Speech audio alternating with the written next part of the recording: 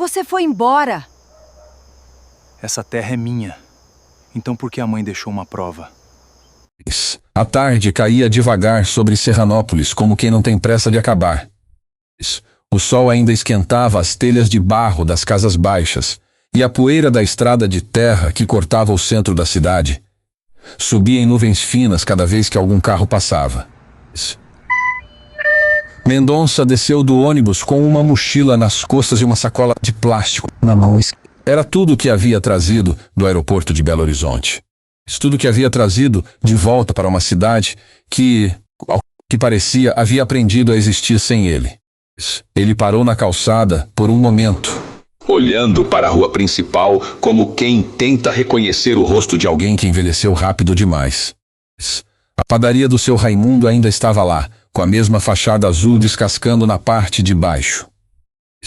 O posto de gasolina no cruzamento tinha trocado de nome, mas os cachorros que dormiam na sombra da bomba eram do mesmo tamanho e da mesma preguiça de sempre.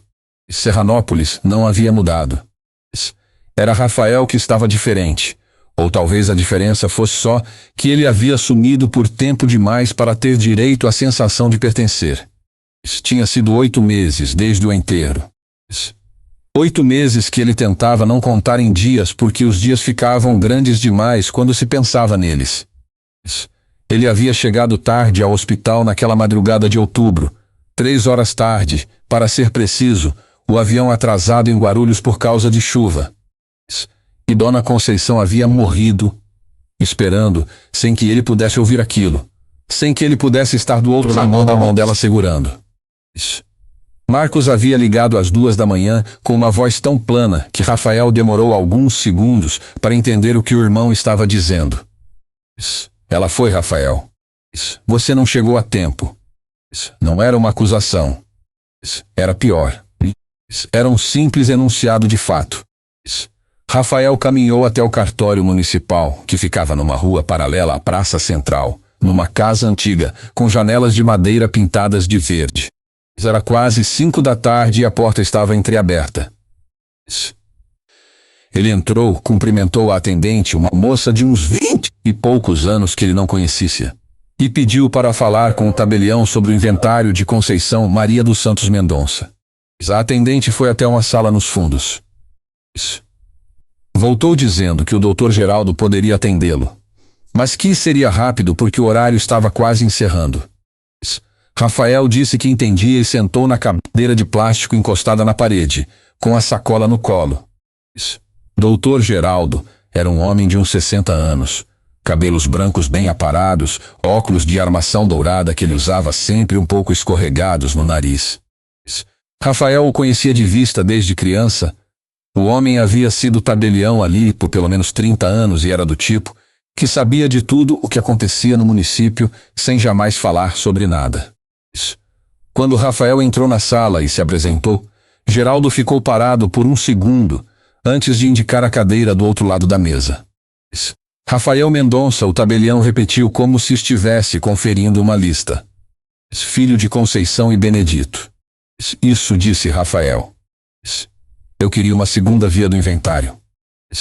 Preciso entender o estado atual da propriedade, porque tenho intenção de dar início ao processo de destinação da terra conforme a última vontade da minha mãe. Geraldo tirou os óculos, limpou com um pano que tirou do bolso, colocou de volta. Era um gesto de quem precisa de um segundo para decidir o que vai dizer. Foi até o arquivo de metal encostado na parede, abriu a gaveta do meio e trouxe uma pasta fina que colocou sobre a mesa, virada para Rafael. Antes de falar sobre o inventário, disse Geraldo, com a voz de quem está sendo cuidadoso com cada palavra, eu preciso te mostrar um documento que foi registrado aqui em novembro. 23 de novembro do ano passado, para ser exato. Rafael abriu a pasta. Era uma escritura de transferência de imóvel. A propriedade descrita era a terra da família, a fazenda de 42 alqueires no bairro rural do Córrego Fundo, que havia pertencido ao avô de Rafael e que Dona Conceição havia administrado sozinha nos últimos 15 anos. Começou a perder a memória. Rafael leu o nome do cedente. Era o nome de Marcos. Não. Rafael releu. O nome de Marcos estava no campo do adquirente. O cedente era o espólio de Conceição Marias dos Santos Mendonça, representado por Marcos Paulo dos Santos Mendonça, na condição de único herdeiro testamentário. Rafael ficou com os olhos parados no papel por um tempo que ele não soube medir. Depois levantou a cabeça para Geraldo. Único herdeiro testamentário. Existe um testamento registrado em cartório, disse Geraldo. Registrado 2 semanas após o falecimento. 2 testemunhas, assinatura reconhecida. Tudo dentro do procedimento. Ele falou aquilo com uma precisão que soava menos confirmação e mais como um homem repetindo algo que havia decorado para não ter que opinar sobre. Esse testamento, disse Rafael devagar, eu nunca vi. Minha mãe nunca me falou sobre ele. E eu sou filho dela tanto quanto Marcos. Eu sei quem você é, Rafael. Então me diz uma coisa. Rafael fechou a pasta e a empurrou de volta lentamente pela mesa, sem violência, mas com uma firmeza que fazia a pasta parecer pesada. Você achou tudo normal nesse processo? Do jeito que aconteceu, na velocidade que aconteceu? Geraldo ficou em silêncio por alguns segundos. Ajeitou os óculos. O meu trabalho é verificar a conformidade formal dos documentos, disse por fim. O que está dentro do procedimento eu registro. Fez uma pausa pequena, quase imperceptível. Isso que está fora do procedimento não é da minha alçada. Era a resposta mais cuidadosa que alguém podia dar sem dizer nada. Rafael ficou olhando para o tabelião e entendeu que aquele homem havia registrado alguma coisa que não o deixava completamente tranquilo. E que sabia exatamente disso. E que não ia falar mais nada a respeito naquela tarde.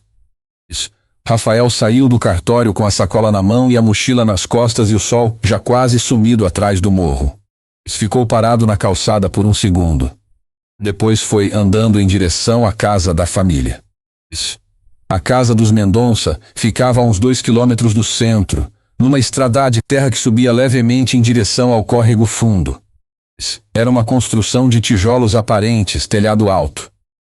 Varanda na frente, com um banco de cimento coberto por um cipó que a mãe sempre chamava de o cipó da avó porque havia sido plantado pela avó de Rafael quando a casa foi construída. Rafael foi abrindo o portão de ferro e passou pelo quintal, sentindo o cheiro de terra úmida que a terra ali sempre tinha no fim do dia. Aquele cheiro que ele havia carregado na memória durante todos os anos que ficou fora. Marcos estava sentado na varanda. Ele tinha 34 anos, 2 a menos que Rafael, e havia ficado em Serranópolis enquanto Rafael foi para Belo Horizonte fazer faculdade, depois para São Paulo trabalhar, depois para um contrato de 2 anos em Portugal, que acabou se transformando em 4. Marcos era mais largo de ombros do que Rafael lembrava, com o rosto curtido de sol de quem trabalha em terra e usava uma camisa quadriculada com as mangas enroladas. Quando viu Rafael abrindo o portão, ficou parado por um momento com a expressão neutra antes de se levantar. Você chegou, disse Marcos. Cheguei. Rafael parou na entrada da varanda. Eu precisava vir antes. Devia ter vindo antes. Devia. Vi uma tensão no espaço entre eles que não era raiva. Era algo mais antigo, mais endurecido. Como uma raiz que cresce debaixo de uma calçada, até que a calçada racha. E aí não tem mais como fingir que a raiz não estava lá. Fui no cartório hoje, disse Rafael. Marcos não se moveu. E tem uma escritura com seu nome registrada em novembro. E tem um testamento que nunca existiu quando a mãe estava viva. Rafael falou aquilo sem elevar a voz. Eu quero entender o que aconteceu, Marcos. O que aconteceu, disse Marcos, e havia uma cadência na fala dele que soava como algo que havia sido ensaiado, não deliberadamente, mas pelo simples fato de ter sido repetido no próprio pensamento muitas vezes, é que a mãe ficou doente e você estava em Portugal. A mãe precisou de cuidado e você estava em Portugal. A mãe foi para o hospital pela primeira vez em setembro e pela segunda em outubro, e você ainda estava em Portugal. Eu fiquei. Eu estava aqui toda noite. Eu era o que ela via quando abriu o olho. Ele fez uma pausa. A terra ficou comigo porque é o que devia acontecer. Simples assim. Ela queria construir uma escola nessa terra, disse Rafael. Ela me falou isso. Falou mais de uma vez. Ela falava muita coisa, disse Marcos. Mas no final ela assinou o que ela quis assinar. Rafael ficou olhando para o irmão. Sustentou o olhar sem piscar. Não havia crueldade aparente no rosto dele. Havia algo pior, que era a certeza de quem acredita genuinamente que está certo. Onde está o pai? Perguntou Rafael. Dormindo. Ele cansa fácil agora. Você deveria saber disso se tivesse vindo mais vezes. Rafael entrou na casa sem responder. O corredor cheirava a remédio e a comida requentada. Aquele cheiro específico de casa onde há um idoso que precisa de cuidado. Um cheiro que Rafael havia evitado categorizar na memória, porque categorizá-lo significava admitir o que ele havia perdido por não ter estado lá. Seu Benedito dormia no quarto do fundo, deitado de lado com um cobertor até o ombro apesar do calor, respirando de um jeito que era profundo e um pouco irregular. Rafael ficou na porta por um momento, olhando para o pai, e sentiu algo subir pela garganta que ele engoliu antes de ter. Saiu da casa por uma porta lateral que dava para o quintal e continuou andando pela estrada de barro por mais alguns minutos até chegar à cerca que separava o quintal da casa da dona Cida. Vizinha da família havia mais de 40 anos. A casa de dona Cida era menor, mais velha, com as paredes brancas amarelando nas beiradas, e um jardim de ervas medicinais na frente, que a velha cuidava com um capricho que parecia desafiar os 80 e um ano que ela havia completado naquele ano. Dona Cida estava varrendo a varanda quando viu Rafael chegar pelo caminho lateral. Ela parou de varrer e ficou olhando para ele por um segundo, com aqueles olhos pequenos e muito atentos que ela sempre teve, olhos que pareciam medir as coisas antes de reagir a elas. Rafael, ela disse. Não parecia surpresa. Parecia que havia estado esperando. Dona Cida. Ele chegou até a cerca. Como a senhora está? Velha e dura, ela disse com uma voz que ainda tinha musculatura. Como sempre, ela apoiou a vassoura na parede e caminhou até a cerca. Você foi no cartório? Não era uma pergunta. Rafael ficou olhando para ela. Como a senhora sabe? Porque a sua mãe me disse que você ia um dia. Que mais cedo ou mais tarde você ia chegar e ia querer saber. Ela falou aquilo com uma voz tranquila, como quem está transmitindo um recado que guardou há tempo demais. Ela deixou um recado para você, Rafael. Mas não é hoje que eu entrego. Rafael se inclinou levemente na direção dela. Dona Cida, se tem alguma coisa importante. Tem, ela disse. É justamente por ser importante que precisa esperar o momento certo. Você acabou de chegar. Ainda não sabe o tamanho do que tem pela frente. Ela olhou de baixo para cima, com aquela expressão que misturava afeto e firmeza. Vai dormir. Amanhã começa o trabalho de verdade. Rafael voltou para a casa da família sem o recado, sem a escritura. Sem nada além do peso de saber que o chão havia mudado de forma enquanto ele estava longe, e que teria que aprender de novo onde pisava. De manhã cedo, Serranópolis ainda cheirava a orvalho e fumaça de fogão a lenha vinda das casas mais antigas. Rafael havia dormido no quarto que havia sido dele quando adolescente. Num colchão que estava levemente afundado no centro e que cheirava ao passado de um jeito que o acordava cada vez que tentava virar de lado. Às 6 da manhã ele desistiu de dormir. Levantou, fez café no fogão da cozinha com o pó que encontrou num pote na prateleira. E ficou sentado na mesa de madeira escura, tomando xícara em silêncio, enquanto o sol começava a clarear pela janela. Marcos saiu para a fazenda antes das 7 sem cruzar uma palavra. Seu Benedito acordou às 7h30 e aceitou o café que Rafael trouxe até o quarto com uma expressão de quem ainda está processando onde está. Seu Benedito tinha 76 anos e havia tido um AVC, leve 2 anos atrás, que não deixou com sequelas motoras graves, mas havia borrado as bordas da memória. Ele reconhecia os filhos, reconhecia a casa, mas às vezes confundia a ordem dos eventos e às vezes acordava achando que Conceição ainda estava ali. Você é o Rafael, disse o pai, olhando para o filho com uma atenção cuidadosa. Sou eu, pai. Você demorou para vir. Demorei. Eu sei. Seu filho tomou o café devagar. Sua mãe perguntou por você, disse. No hospital na segunda vez. Perguntou se você estava vindo. Rafael ficou quieto. Eu disse que estava. Que você estava no avião. O pai olhou para o copo. Não sei se era verdade naquele momento. Mas era o que ela precisava ouvir. Era verdade, disse Rafael. Eu estava tentando chegar. Tentando não é o mesmo que chegando, disse o pai, mas sem dureza, com uma tristeza calma de quem não está acusando, só enunciando um modo como as coisas foram. Rafael ficou sentado com o pai até ele terminar o café e adormecer de novo. Depois saiu, foi a pé até o centro e passou o resto da manhã tentando encontrar uma advogada que pudesse atendê-lo naquele mesmo dia. O foro da comarca ficava numa rua próxima à praça e havia uma lista de advogados credenciados numa placa de metal na entrada. Rafael anotou 3 nomes e ligou para os 3. O primeiro não atendia no município mais, havia ido para Patos de Minas.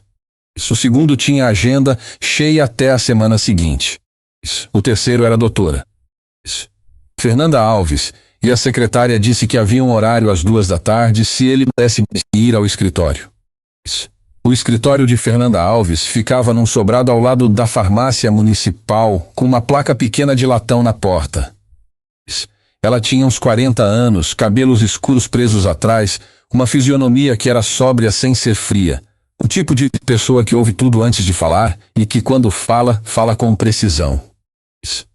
Rafael contou tudo desde o começo, desde a marca naquela madrugada, desde a chegada ao cartório no dia anterior. Ela escutou sem interromper, fazendo anotações num bloco. Quando ele terminou, ela ficou relendo as anotações por um momento. O testamento, ela disse. Você disse que sua mãe nunca te mencionou a existência de um testamento formal. Nunca. Ela me falou sobre a terra, sobre o projeto da escola. Mas testamento, cartório, nada disso. E ela tinha capacidade cognitiva plena até quando na sua avaliação? Até agosto, sim, com certeza. Em setembro começou a ficar mais fraca, mas ainda estava lúcida por períodos longos. Eu falava com ela por videochamada às vezes. Em setembro eu ainda tive uma conversa longa com ela sobre o projeto da escola. Ela sabia de tudo, estava articulada. Fernanda anotou. O testamento foi registrado em quanto tempo após o falecimento? 15 dias. 23 de novembro, o falecimento foi em 8 de outubro. Ela ergueu levemente uma sobrancelha. 15 dias é curto.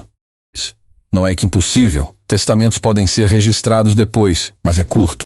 Preciso ver o documento original. Fez uma pausa. Tem outra coisa que me chama a atenção. Testamentos particulares com testemunhas são válidos no Brasil, mas existem requisitos formais estritos. Se saber quem são as testemunhas, se havia alguma relação com o Marcos, se a assinatura da sua mãe foi reconhecida por quem a conhecia de fato. O tabelião foi Geraldo mesmo, que é o cartório de lá. Geraldo reconheceu a firma. Foi o que ele disse. Mas quando eu falei com ele, ele ficou. Rafael procurou a palavra. Desconfortável. Falou de procedimento, disse que verificou a conformidade formal. Falou de um jeito que parecia que estava me dizendo que tinha verificado o que era possível verificar e que o resto não era da alçada dele. Fernanda ficou olhando para o bloco por um momento com uma expressão que Rafael não soube ler completamente. Era alguma coisa entre reconhecimento e cautela. Me dá até amanhã para solicitar uma cópia do testamento e da escritura. Quando eu tiver os documentos na mão, a gente se reúne de novo e eu te digo o que pode ser feito. Rafael saiu do escritório às 3:30 da tarde e foi andando pela rua principal da cidade sem destino imediato. Parou em frente ao bar do Chico para beber uma água e o Chico em pessoa, um homem de 50 e tantos anos, com um pano de prato sempre no ombro, veio até ele com um copo e ficou olhando para Rafael com uma expressão que misturava curiosidade e uma delicadeza um tanto exagerada, como quem está perto de alguém que acabou de ter um luto. Soube que você voltou, disse Chico. Soube logo, disse Rafael. É cidade pequena. Chico enxugou o balcão com um pano. O Marcos andou aqui ontem. Falou que você havia chegado. Falou o que mais? Chico hesitou. Era o tipo de hesitação de quem tem informação, mas não tem certeza se deve passar. Falou que você voltou por causa da terra. Que tinha planos de vender para um incorporador de fora. Rafael ficou olhando para o copo de água. E você acreditou nisso? Eu não acredito nem desacredito sem ouvir os dois lados, Jess. Chico, com uma diplomacia que soava como um treinamento de vida em cidade pequena. Mas outras pessoas aqui acreditaram. O Marcos tem boca boa, Rafael. Sempre teve. E você ficou fora por muito tempo. Rafael saiu do bar com aquela informação, pesando de um jeito específico. Marcos havia se movido rápido. Não tinha esperado Rafael aparecer para dar a versão dele primeiro.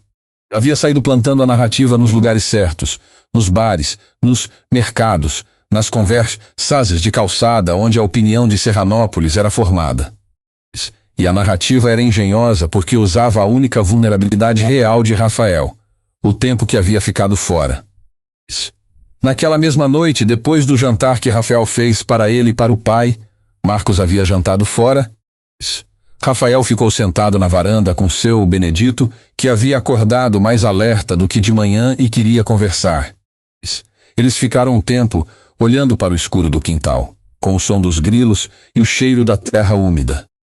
Sua mãe fez planos. Antes de ir, disse o pai de repente, como se retomasse uma conversa que havia ficado interrompida dentro dele. Que tipo de planos, pai? Para a terra. Ela ficou muito tempo pensando no que fazer com ela. Ela me contou um pouco.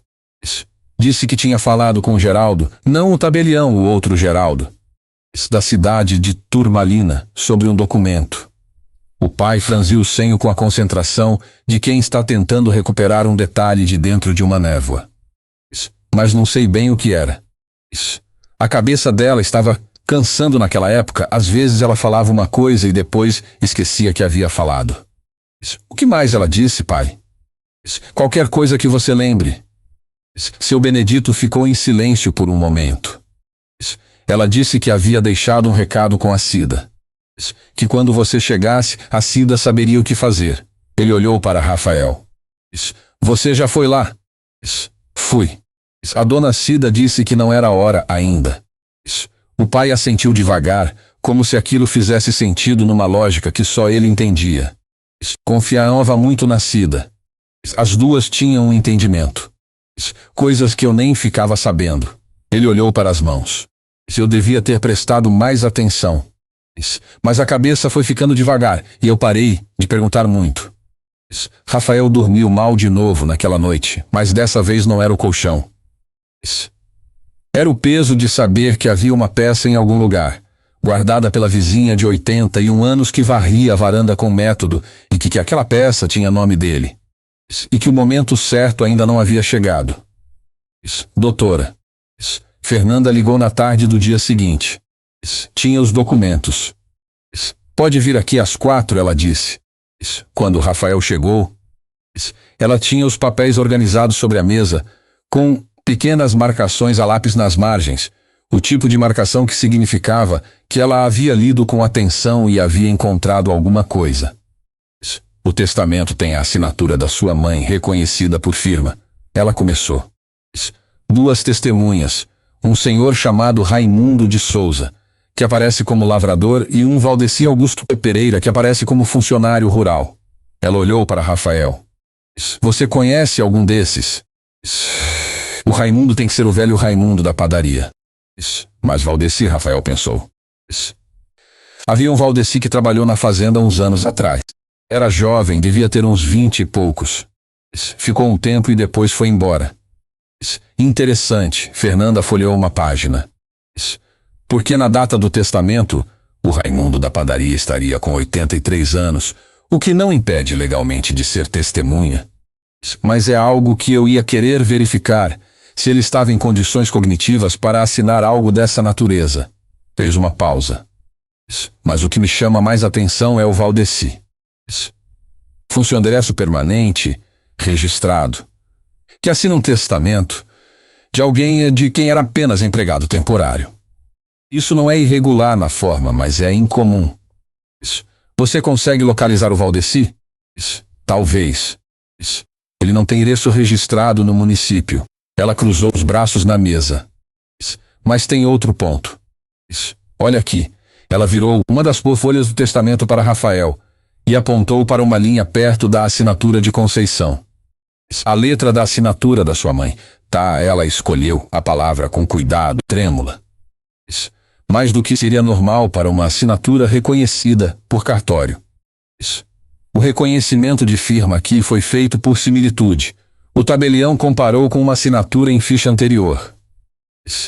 Mas se a saúde dela havia deteriorado nos últimos meses, a assinatura dela naturalmente ficaria diferente de uma ficha de 10 anos atrás. Rafael ficou olhando para a assinatura. Era a letra da mãe, ele reconhecia. Mas havia algo nos tremores das hastes que parecia diferente do modo como ela assinava os cartões de aniversário que mandava para ele, pelo correio ainda nos anos 90. O que você pode fazer com isso? Perguntou Rafael.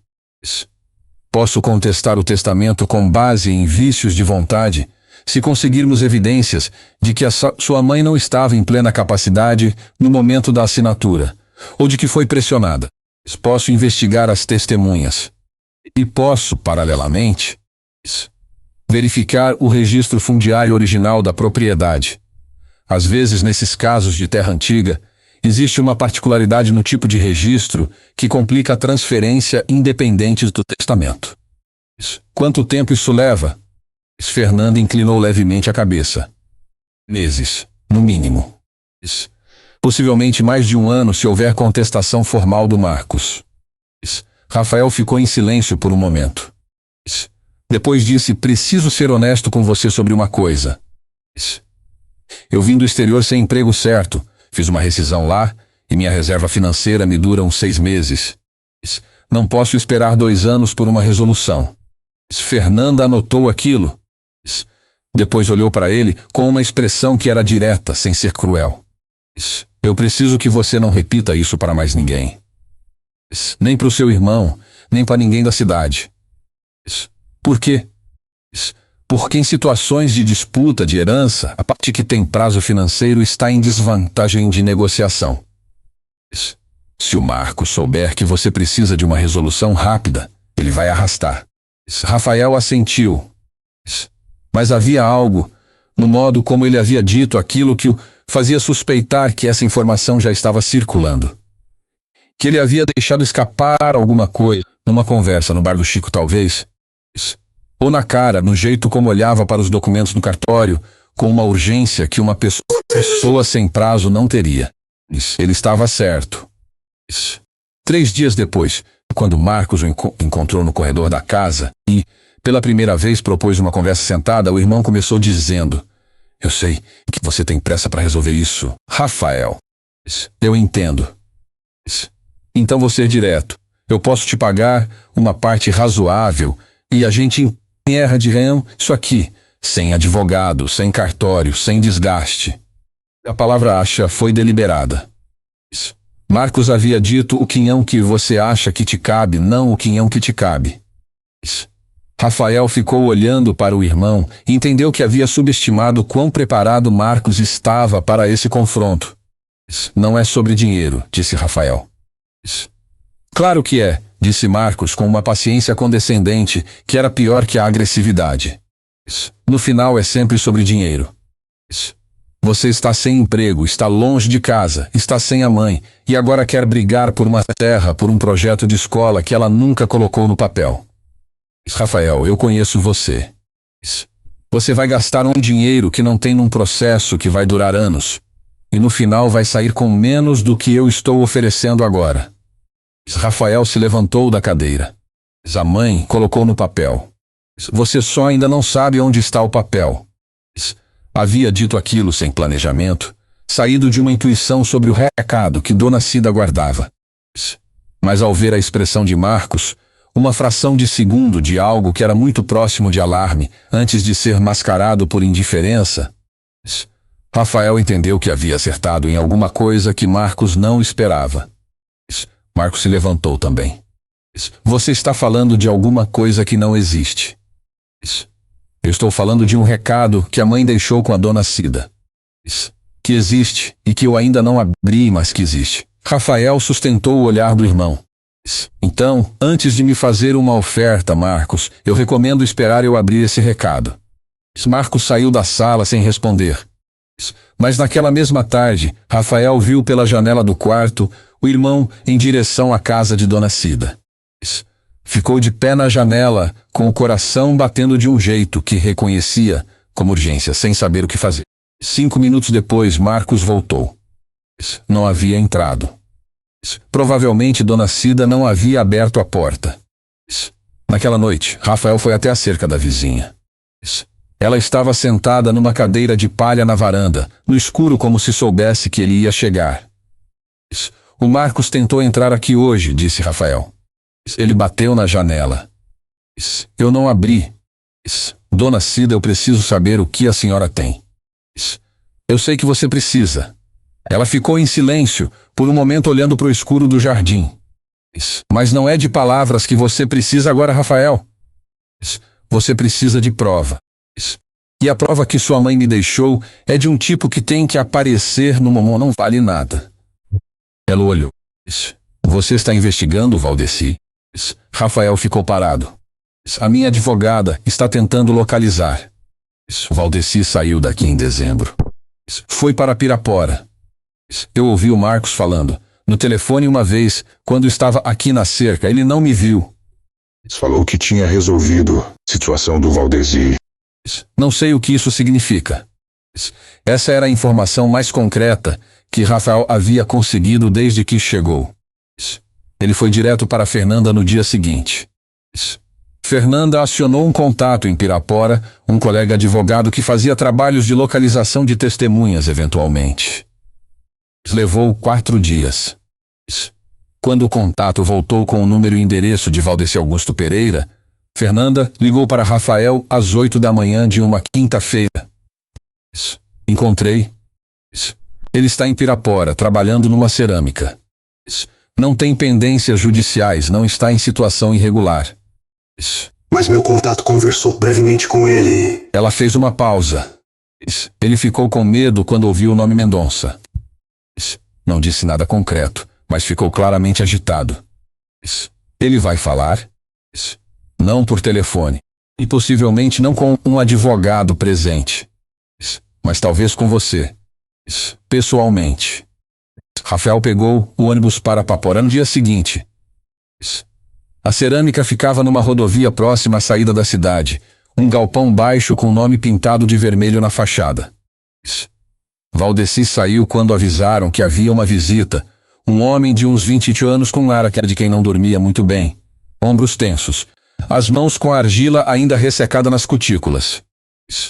Quando viu Rafael, ele ficou parado por um segundo, com uma expressão que era inegavelmente reconhecimento, misturado com algo que era muito próximo de vergonha. Rafael falou primeiro. Eu não vim para te prejudicar. Eu só vim para entender o que aconteceu.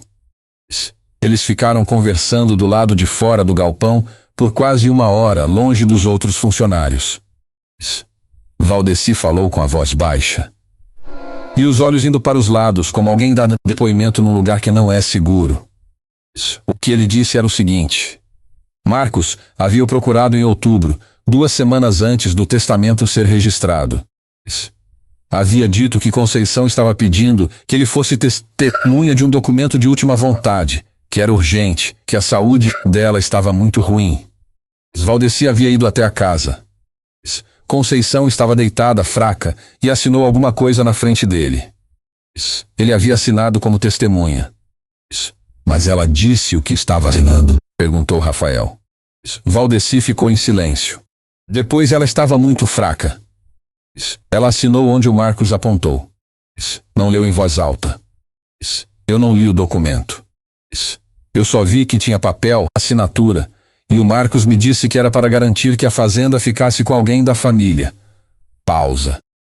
Eu achei que era coisa de inventário normal. Eu não sabia o que estava assinando exatamente. Você vai testemunhar isso formalmente? Perguntou Rafael. O silêncio durou mais dessa vez. O Marcos me pagou para assinar e para sair de Serranópolis. Me pagou bem. Ele olhou para os próprios pés. Se eu testemunhar, ele pode processar por quebra de acordo, pode fazer minha vida difícil aqui, eu tenho família aqui agora, tenho uma filha pequena. Rafael ficou olhando para aquele homem que não era vilão. Era alguém que havia feito uma coisa errada por necessidade e estava carregando aquilo como toda pessoa carrega uma coisa que sabe que foi errada. Eu entendo, disse Rafael. Eu não vou te forçar. Mas guarda o que você me disse.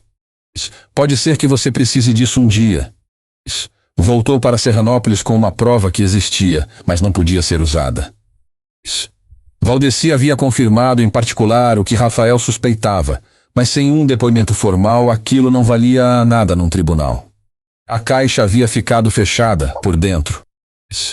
Fernanda ouviu o relato com atenção e depois ficou em silêncio por um tempo que Rafael reconheceu como o silêncio de alguém reorganizando o caso na cabeça. Existem outras formas, ela já disse por fim. A questão fundiária. Preciso examinar o registro original da propriedade. Às vezes, em terra antiga de interior, há particularidades no título que complicam qualquer transferência unilateral, independente de testamento. Ela fez uma pausa. Mas isso vai levar tempo. E vai precisar de uma certidão do cartório de Turmalina. Porque você mencionou que seu pai disse que sua mãe havia falado com um tabelião de lá. Rafael ficou olhando para a parede do escritório. O nome do tabelião de Turmalina era Geraldo também. Meu pai mencionou isso. 2 Geraldos, murmurou Fernanda. Vou verificar. Naquela mesma semana, Rafael foi acordado às 6 da manhã pelo telefone. Era a sobrinha Dona Cida.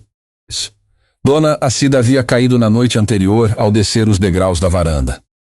Estava no hospital municipal com uma fratura no tornozelo. Não era grave, mas ela precisaria ficar imóvel por algumas semanas. Rafael foi ao hospital naquela manhã. Dona Cida estava numa cama com o pé enfaixado e a expressão de quem está com raiva de si mesmo por ter caído. Quando viu Rafael, ela fez um gesto com a mão chamando-o mais perto. O degrau da frente estava podre, ela disse com a voz baixa e irritada. Eu pedi a Conceição, mais de uma vez ela prometeu mandar arrumar, mas ela ficou doente antes de conseguir. E agora olhou para Rafael com aqueles olhos pequenos e atentos. Você precisa reformar aquela varanda, Rafael. Era a última promessa que sua mãe tinha para cumprir comigo. Ela queria fazer isso e não conseguiu. Rafael ficou olhando para ela. Eu faço isso, Dona Cida. Você faz com suas próprias mãos, ela disse. Não manda ninguém. Você. Havia algo no modo como ela disse aquilo, não como pedido, mas como instrução, que fez Rafael ouvir não só a superfície da frase, mas o que estava por baixo dela. Eu faço pessoalmente, ele disse. Ela sentiu, satisfeita. E fechou os olhos como se o assunto estivesse resolvido. A reforma da varanda da Dona Cida começou numa segunda-feira de manhã. Rafael havia comprado madeira nova na serraria do lado da estrada estadual. Havia alugado as ferramentas básicas num depósito de material de construção. Havia pedido emprestado ao seu Benedito os instrumentos que ainda havia na garagem da casa da família. Marcos havia perguntado, no dia anterior, para onde ele estava indo com aquelas coisas, e Rafael havia dito simplesmente que ia reformar a varanda da vizinha. Marcos havia olhado para ele por um segundo, com uma expressão que Rafael não soube classificar. Depois havia virado e ido embora sem comentar. O serviço era mais extenso do que Rafael havia imaginado inicialmente. Não era só o degrau. A base de madeira que sustentava todo o assoalho da varanda estava comprometida em pelo menos 3 pontos. Podre pelo contato prolongado com a umidade do chão. Levaria alguns dias. Rafael havia avisado Fernanda que ficaria ocupado com aquilo. E ela havia dito que seguia investigando o registro fundiário enquanto isso. No terceiro dia de trabalho, quando Rafael arrancava a última tábua do assoalho velho para verificar a estrutura do suporte embaixo, ele sentiu que a tábua estava mais pesada do que devia. Puxou com mais força. A tábua veio com um ruído de madeira vencida e por baixo dela, encaixada num recesso entre 2 barrotes fortes que pareciam ter sido afastados deliberadamente para criar um pequeno compartimento. Havia uma caixa de metal fechada. Era pequena, do tipo que se usava antigamente para guardar documentos, pintada de cinza com uma ferrugem leve nas bordas. Rafael ficou olhando para a caixa com os joelhos na madeira velha, e a luz do sol de manhã caindo na varanda, e havia algo na cena que parecia irreal, não no sentido de inexplicável, mas no sentido de que parecia que havia chegado até aquele momento por um caminho que fazia sentido apenas agora que ele estava olhando para trás. Ele pegou a caixa. Era trancada por uma lingueta simples sem cadeado. Abriu. Dentro havia um celular antigo, um daqueles de tela pequena com botões físicos, e por cima, um bilhete dobrado. Rafael abriu o bilhete. A letra era da mãe, mas uma letra menor do que ele lembrava, como quem escreve com cuidado para gastar menos energia. Dizia apenas para o Rafael. O carregador está no bolso do lado. Assista o vídeo. Havia um pequeno bolso de tecido costurado na parte de dentro da tampa da caixa. Dentro, um carregador de celular antigo dobrado. Rafael ficou sentado naquele assoalho aberto por um momento antes de fechar a caixa e levá-la para dentro da casa de Dona Cida. Ligou o celular na tomada da cozinha e esperou carregar o suficiente para ligar. Levou 15 minutos. Quando a tela acendeu, havia um único vídeo salvo na galeria. Ele abriu o vídeo.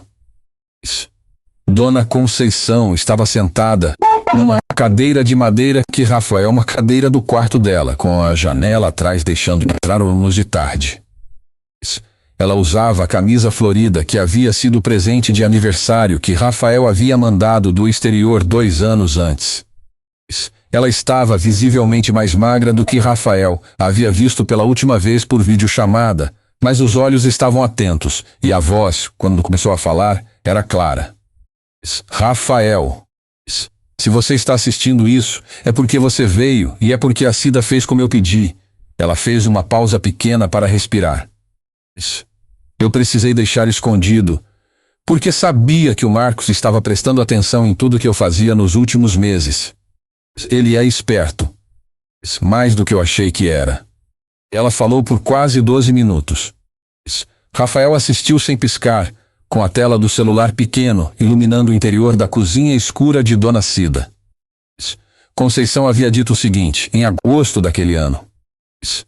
Ela havia contratado por conta própria um tabelião de Turmalina, seu Geraldo Figueira, para preparar um testamento legítimo, deixando a terra para Rafael com a condição específica de construir a escola comunitária no prazo de 5 anos, com cláusula de reversão para a comunidade se Rafael não cumprisse. Aquele testamento existia e estava registrado em Turmalina. Mas além disso, e era isso que ela queria que Rafael entendesse, a propriedade tinha particular partidade no registro original que ela havia descoberto ao conversar com o tabelião de Turmalina. A terra havia sido registrada pelo avô Rafael como título de posse originária em 1962, num tipo de registro que exigia, por lei, o consenso de todos os herdeiros diretos para qualquer transferência. Essa exigência nunca havia sido alterada porque ninguém havia tentado transferir a terra antes. Marcos, ao fazer a escritura, havia ignorado essa particularidade, ou não a havia verificado. O documento original do avô estava na gaveta do armário do quarto dela, dentro de uma pasta azul com o nome do avô escrito. E então ela tinha dito, com a voz ficando um pouco mais lenta, mas sem perder a clareza. Eu não confrontei o Marcos quando percebi o que ele estava fazendo, porque eu estava com medo, Rafael. Não de violência. De brigar com meu filho. De ir embora desse mundo com os filhos em guerra. Foi fraqueza minha. Eu deveria ter ligado para você e dito tudo. Não liguei. Ela fez uma pausa. Mas agora estou dizendo. Vai buscar o que é seu. E vai construir a escola. Era o que eu queria. É o que ainda quero. O vídeo terminava com ela olhando diretamente para a câmera por um segundo antes de desligar.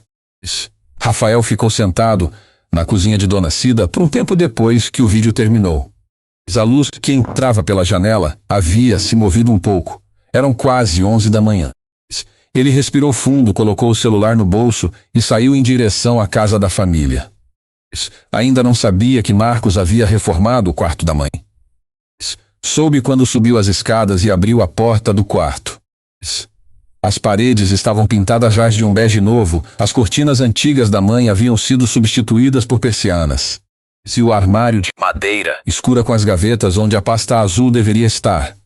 O armário onde a mãe havia guardado documentos a vida toda não estava mais lá. Rafael ficou parado na porta do quarto vazio, e a ausência do armário foi por um segundo mais concreta do que qualquer coisa que havia acontecido naqueles dias. Mais concreta que a escritura no cartório, mais concreta que o Valdeci em Pirapora, mais concreta que a voz da mãe no vídeo. O armário havia sumido. E com ele, possivelmente, o documento do avô. Desceu as escadas e foi até a sala. Marcos estava sentado numa cadeira com o celular, sem aparentar que havia ouvido Rafael chegar. Quando Rafael entrou, ele ergueu o olhar com uma calma que era cuidadosamente construída. Você reformou o quarto dela, disse Rafael. Era a hora. Estava muito pesado ficar com o quarto do jeito que ela deixou. O armário. Onde está o armário dela?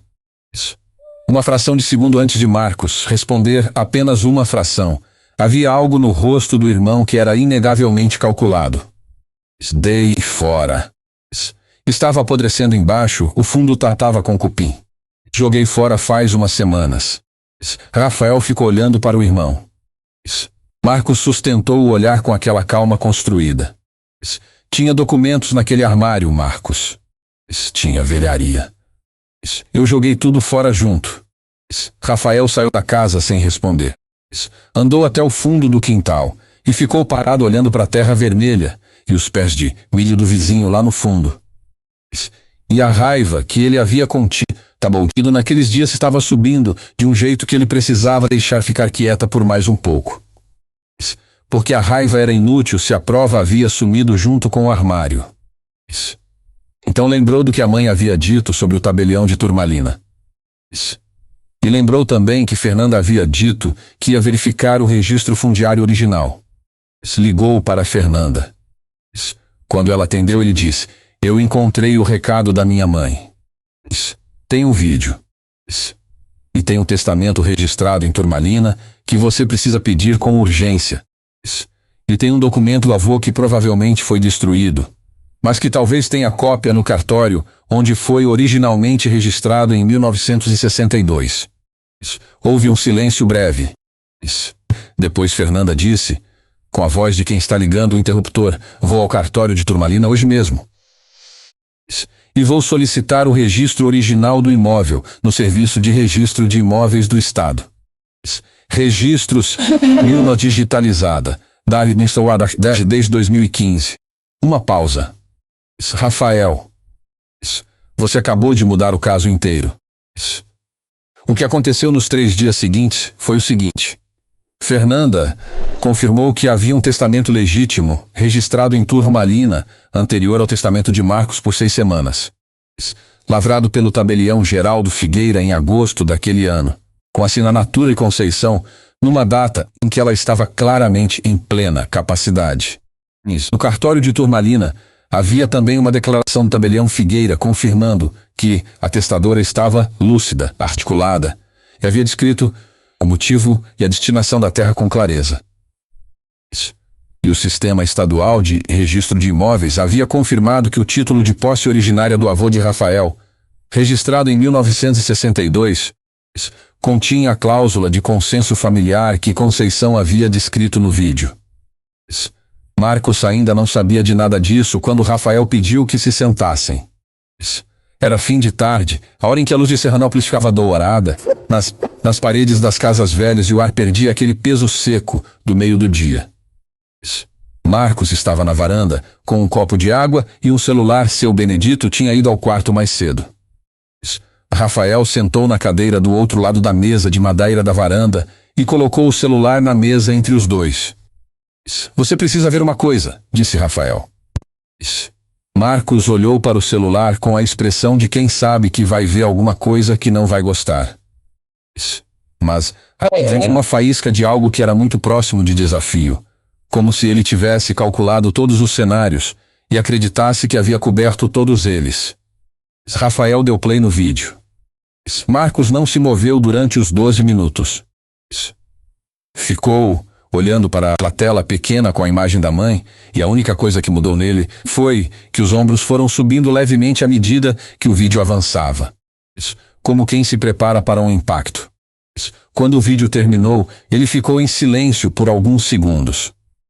Onde você achou isso? Na varanda da dona Cida. Embaixo do assoalho que eu estava reformando. Marcos ficou olhando para o celular. Depois, olhou para Rafael com os olhos que tinham perdido aquela calma construída e estavam apenas cansados agora, de um jeito que Rafael não havia esperado, que era diferente da raiva, que era mais próximo de um homem que havia construído algo com muito esforço e estava vendo rachar pela fundação. O armário, disse Marcos. Você vai dizer que eu joguei fora o documento do avô de propósito. Você jogou? Eu joguei porque era um armário podre cheio de papel velho.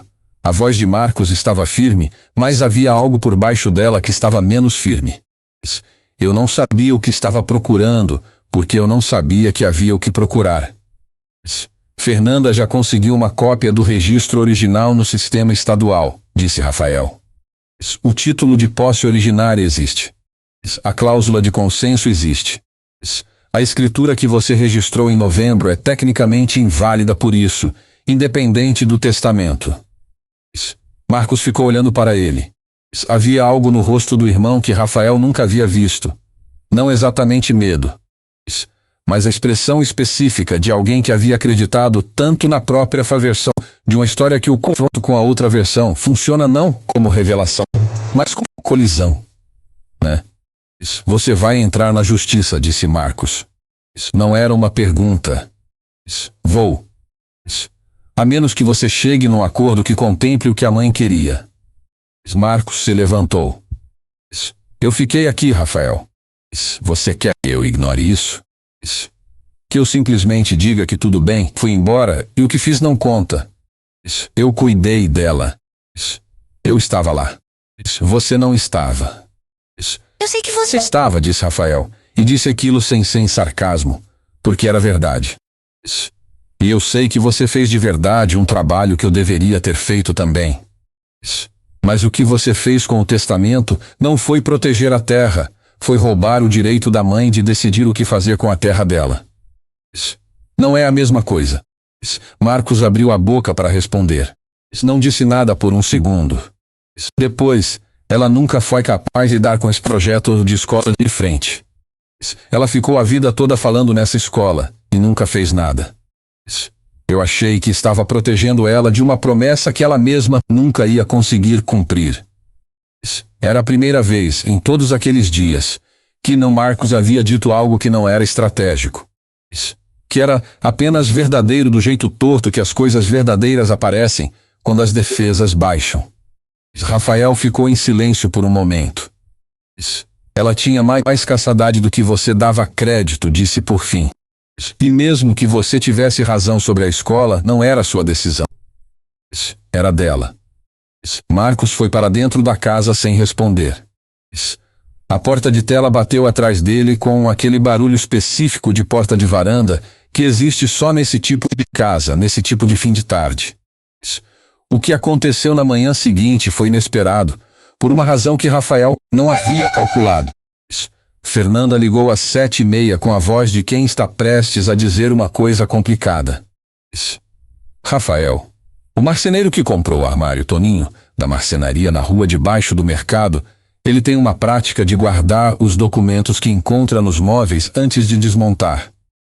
Deixa numa caixa por 6 meses antes de jogar fora, porque uma vez ele desmontou um guarda-roupa e jogou fora uma escritura de imóvel alguém e o dono o processou. Pausa. A pasta azul que você descreveu está com ele, com os documentos dentro. Rafael ficou em silêncio por um segundo.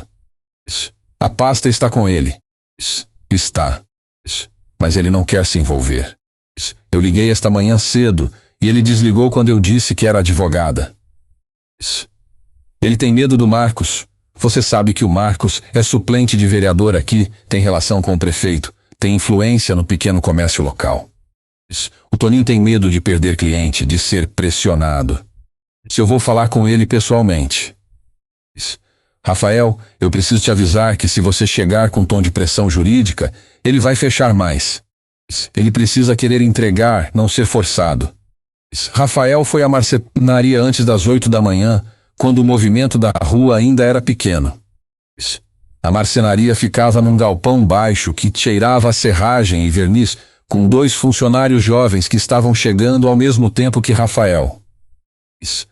Toninho era um homem de uns 55 anos, pequeno, com um avental de couro e as mãos marcadas por décadas de trabalho com madeira. Quando viu Rafael entrar, ele ficou parado com uma expressão cautelosa que tentava parecer neutra. Toninho, disse Rafael. Eu sou o Rafael Mendonça, filho da Conceição. Toninho. Eu te conheço de vista.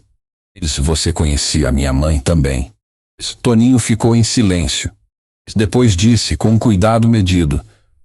Eu soube que ela se foi. Sinto muito. Obrigado. Rafael ficou olhando para o marceneiro.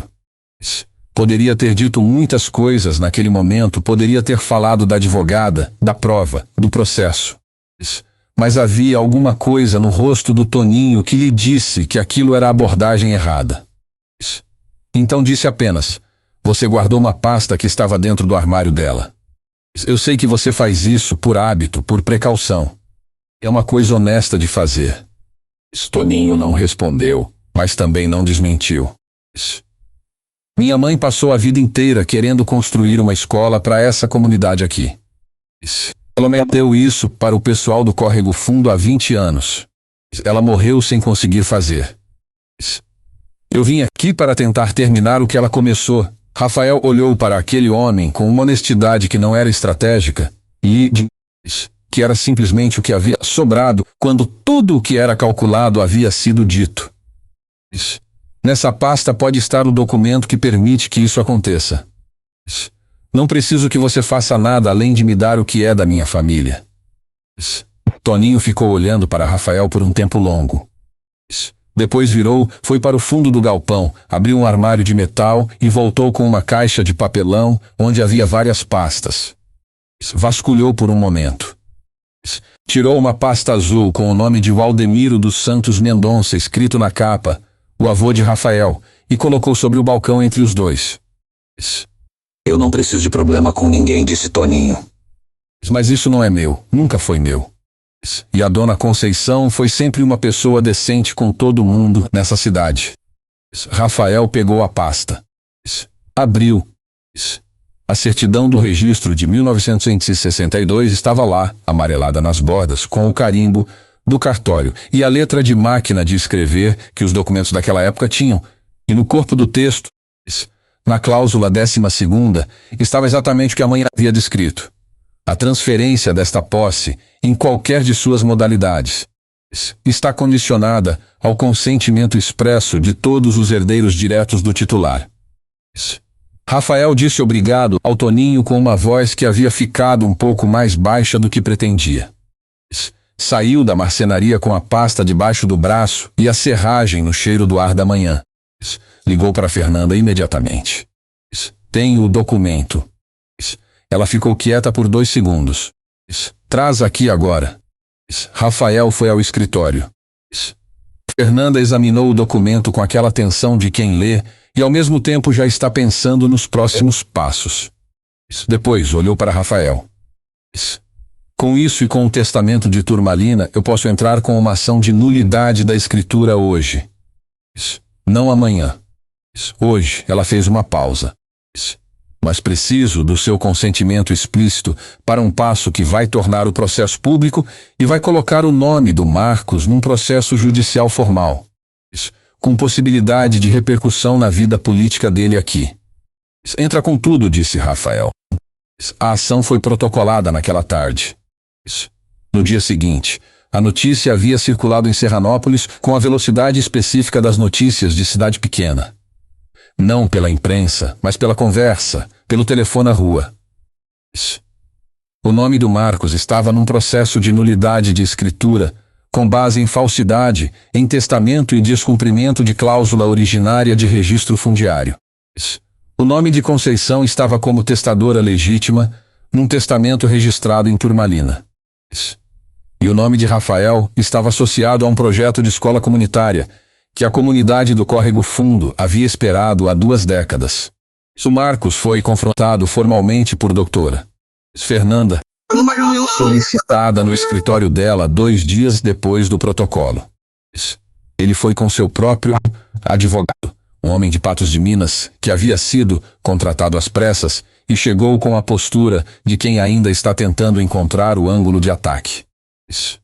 O advogado dele falou primeiro durante uns 10 minutos, sobre impugnações possíveis ao vídeo como prova, sobre a validade do testamento de novembro, sobre a interpretação da cláusula originária. Fernanda ouviu tudo. Depois colocou sobre a mesa, um de cada vez, o testamento de Turmalina com a data anterior, o depoimento escrito do tabelião Figueira sobre a capacidade da testadora, a cópia autenticada do registro de 1962 com a cláusula destacada. E por último, uma transcrição do vídeo, certificada por cartório. O advogado de Marcos ficou olhando para os documentos. Houve um silêncio de alguns segundos. Marcos olhou para Rafael. Você veio aqui para destruir minha vida. Eu vim aqui para cumprir o que a mãe queria, disse Rafael. São coisas diferentes. Não são. Marcos havia perdido a calma construída de vez. Havia apenas a exaustão de um homem que havia erguido uma estrutura sobre uma fundação que acreditava sólida e estava vendo ela ceder.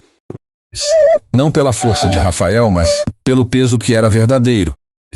Eu passei a vida inteira aqui, Rafael. Você sabe o que é ficar?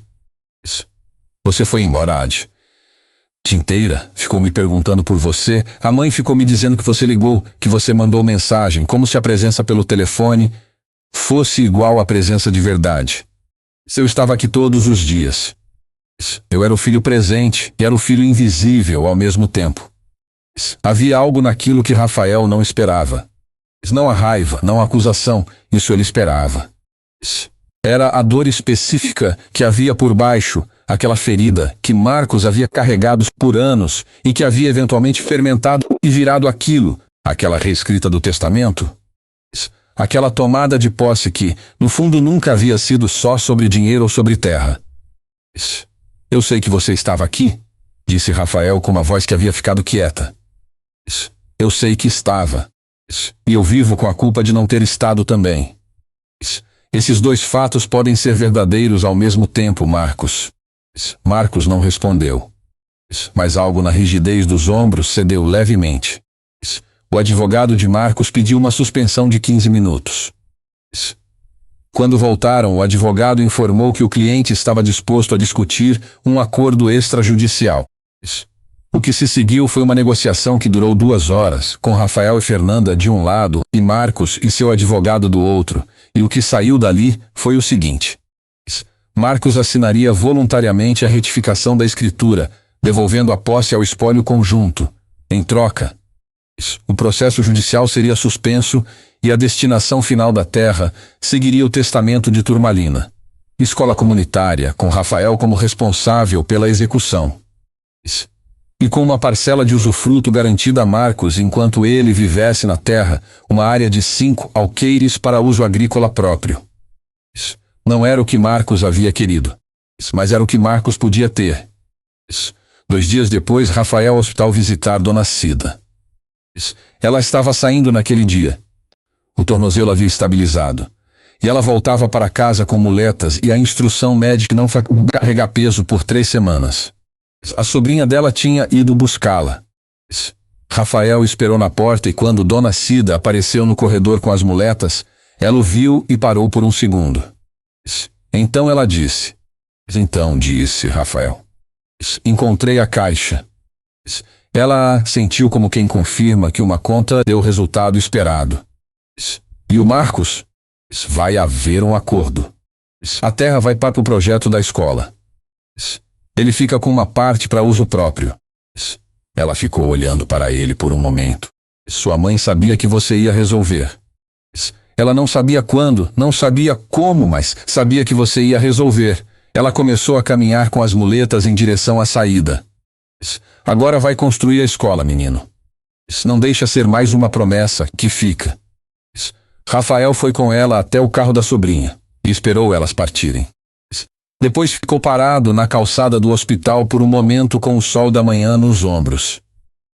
Naquela tarde, voltou para a casa da família e foi direto para o quarto, onde o pai estava sentado numa cadeira, lendo uma Bíblia velha com aquela concentração lenta, que era a concentração de quem precisa de mais. Para que as palavras cheguem onde precisam chegar.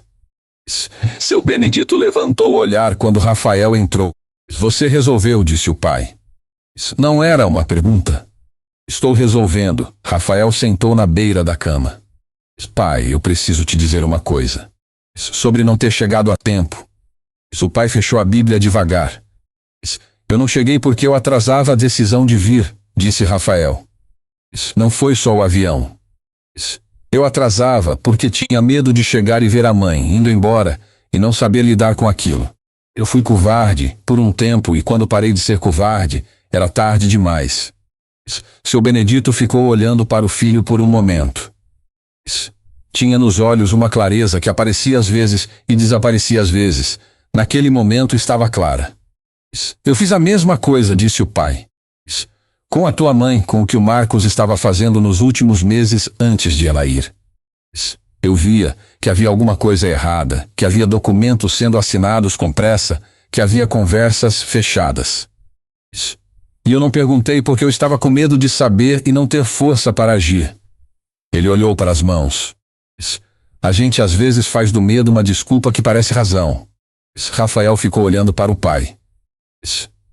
Havia algo no quarto naquele momento que era o silêncio específico de 2 pessoas que finalmente estão dizendo em voz alta o que haviam guardado em silêncio por tempo demais. Ela deixou um vídeo para mim, pai. Guardado com a Dona Cida, Rafael fez uma pausa. Ela estava lúcida. Ela sabia o que estava acontecendo. Ela disse que tinha medo de brigar com Marcos antes de ir. Disse que foi fraqueza dela. O pai ficou em silêncio por um momento. Pode me mostrar o vídeo? Rafael colocou o celular na mão do pai. Seu Benedito ficou olhando para aquela tela pequena, com uma expressão que era ao mesmo tempo e alívio, dor e alívio. O alívio específico de quem estava com saudade de uma voz e de rir. De repente a ouve de novo, mesmo que seja a última vez. Rafael ficou sentado na beira da cama, enquanto o pai assistia. E quando o vídeo terminou, seu Benedito ficou com o celular nas mãos por um tempo sem devolver, com os olhos úmidos mas sem chorar, com a respiração regular. Depois devolveu o celular.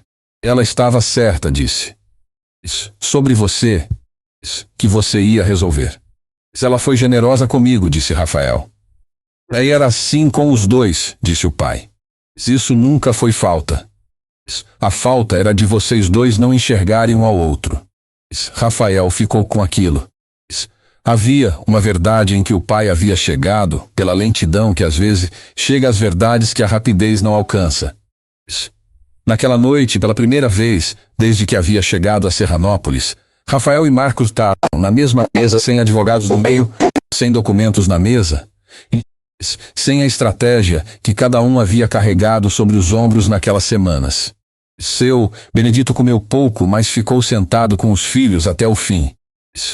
A conversa foi curta e cuidadosa, do tipo que entre pessoas que precisam aprender de novo o tamanho do espaço que existe entre elas, antes de falar mais livremente dentro dele. Mas existiu. 3 semanas depois, a escritura de retificação foi assinada em cartório. A terra voltou ao espólio como determinava o título de 1962. O testamento de Turmalina foi apresentado ao juízo da comarca e reconhecido como válido. O testamento de Marcos foi contestado com base na anterioridade e nos vícios processuais que Fernanda havia. E o advogado dele não contestou. Valdeci Augusto Pereira, que havia sido notificado por Fernanda como possível testemunha, enviou uma declaração escrita confirmando que havia sido abordado por Marcos e que não havia compreendido completamente o que estava assinando. Era uma declaração informal, sem valor probatório definitivo num tribunal, mas que contribuía para o conjunto de evidências que havia tornado inviável qualquer defesa do testamento de novembro. O projeto da escola comunitária foi protocolado no nome de Conceição Maria dos Santos Mendonça, junto à Secretaria de Educação do município, no último dia daquele mês. Rafael havia conversado com o prefeito, que havia ficado visivelmente desconfortável com o processo envolvendo o nome de Marcos, seu aliado político, mas que havia calculado que a escola era uma bandeira mais segura para apoiar publicamente do que defender uma escritura contestada. A comunidade do Córrego Fundo havia se organizado rapidamente quando a notícia da escola voltou a circular. Havia famílias que lembravam da promessa feita por Conceição 20 anos atrás. Havia pessoas que ainda contavam sobre aquilo como se fosse uma coisa que poderia se tornar real. Uma esperança que havia aprendido a esperar com paciência. Dona Cida estava na varanda da casa dela, quando Rafael foi até a cerca no fim daquela tarde, com a varanda já reformada embaixo dos pés dela. O assoalho novo, de madeira clara cheirando ainda ao verniz, que Rafael havia aplicado naquela última semana de serviço. Ela estava sentada na cadeira com as muletas apoiadas na parede, o pé descansado sobre um banquinho. A varanda ficou boa, ela disse, olhando para o piso. Ficou, disse Rafael. Sua mãe teria gostado de ver. Rafael ficou olhando para aquela madeira nova que ele havia colocado com as próprias mãos numa casa que não era dele, numa tarde que havia começado como serviço e havia se tornado outra coisa. Havia algo naquilo que era simples e ao mesmo tempo não era. O modo como as coisas que cumprimos, por razões que não sabemos completamente, às vezes nos levam exatamente para onde precisamos estar. Dona Cida, disse Rafael. O que a minha mãe te pediu exatamente? Quando escondeu a caixa? A velha ficou em silêncio.